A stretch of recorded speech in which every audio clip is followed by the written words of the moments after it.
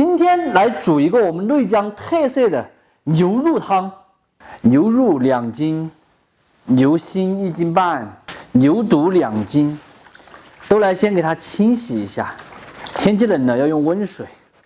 这里的话还有牛肠2斤，全部下锅先焯一下水，收紧实，配上的姜葱、高度白酒。这一大锅焯开过后啊，给它煮个5-6分钟。等一会儿捞出来还要再洗一次。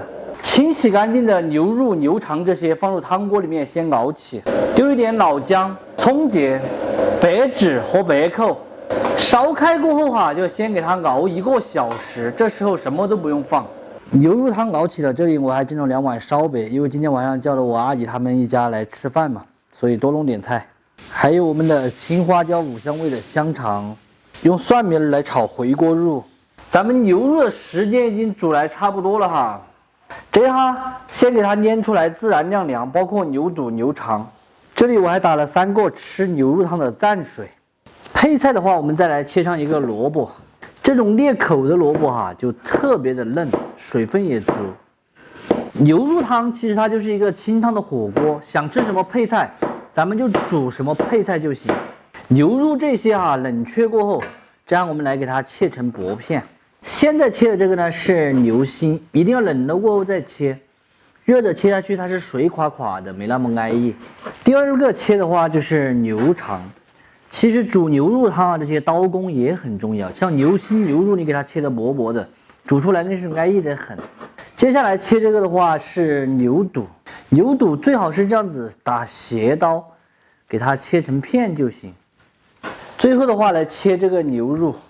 牛肉我是挑次买的这种带一点筋的哈，它吃起来口感更好。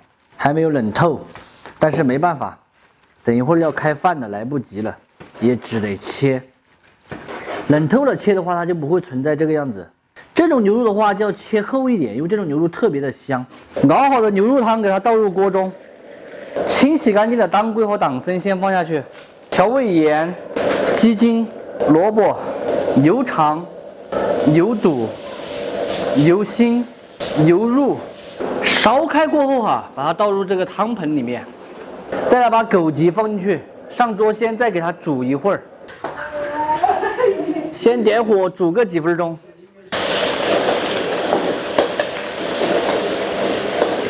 这个回锅肉可以说是色香味俱全。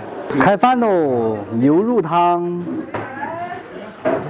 猪脚还有烧白炒的回锅肉，还有一个香肠，这里还有一个鱼。